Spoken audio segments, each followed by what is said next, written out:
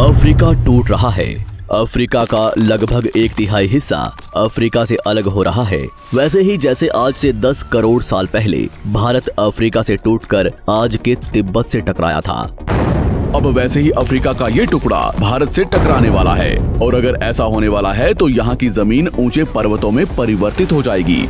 आसपास की जगहों पर लावा निकलने लगेगा और समय बीतने के साथ साथ ये जगह बर्फ से ढक जाएगी। लेकिन हमारी पृथ्वी के साथ ऐसा क्यों हो रहा है? क्या हम इसे रोक नहीं सकते? आखिर भविष्य में हमारी धरती के साथ क्या होने वाला है? आज से लगभग 4.5 करोड़ साल पहले हमारा पूरा ग्रह पानी से ढका हुआ था।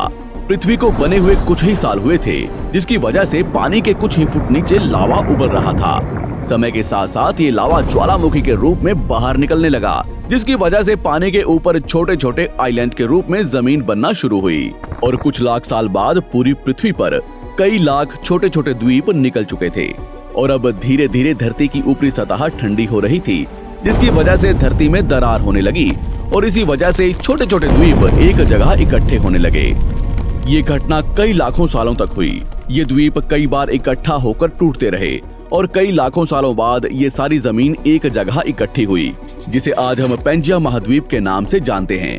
आज से लगभग 20 करोड़ साल पहले पेंजिया फिर से टूटना शुरू हो गया और उसी विशाल महाद्वीप में से भारत, अंटार्कटिका, ऑस्ट्रेलिया और अफ्रीका से टूटकर आज के तिब्बत की सतह से आ टकराया। टकराव इतना भयंकर था कि इसकी वजह से तिब्बत की जमीन सिकुड़ गई और जहां टकराव हुआ वहां विशाल हिमालय खड़ा हो गया। आज भी माउंट एवरेस्ट की ऊंचाई बढ़ रही है क्योंकि भारत की जमीन तिब्बत की ओर दबती जा रही है। आज आप जितने भी देश जानते हैं वो करोड़ों सालों पहले एक हुआ करते थे।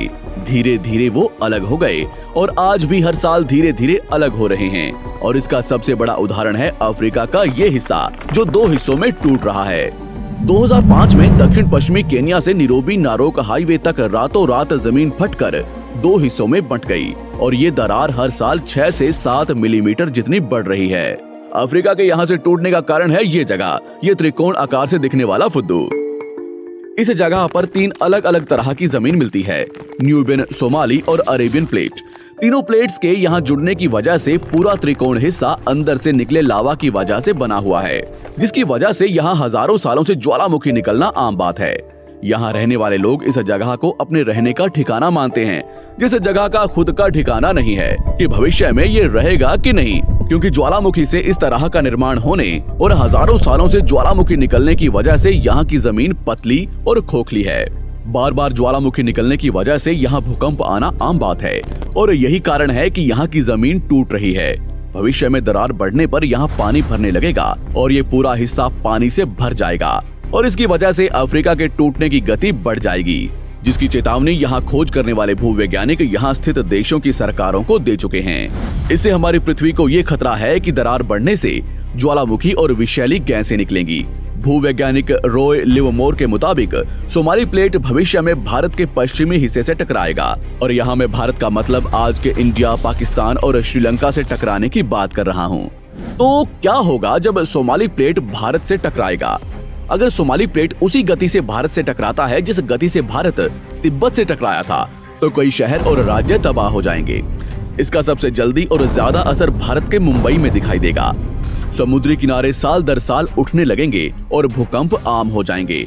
समय के साथ साथ ज्वालामुखी फूटने लगेंगे। धीरे धीरे सोमाली प्लेट गोवा से केरला और श्रीलंका के संपर्क में भी आ चुकी होगी।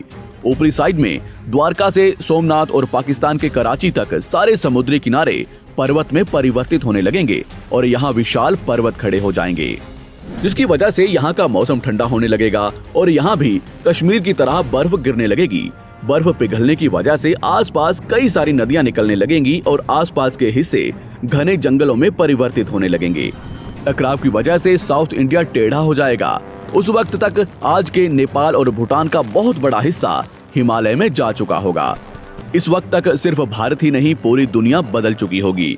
पृथ्वी की सारी जमीन एक जगह इकट्ठा हो चुकी होगी और इसकी वजह से आज के ज्यादातर देशों का वातावरण बदल चुका होगा। आज का पूरा एशिया और ज्यादा उत्तर की तरफ जा चुका होगा।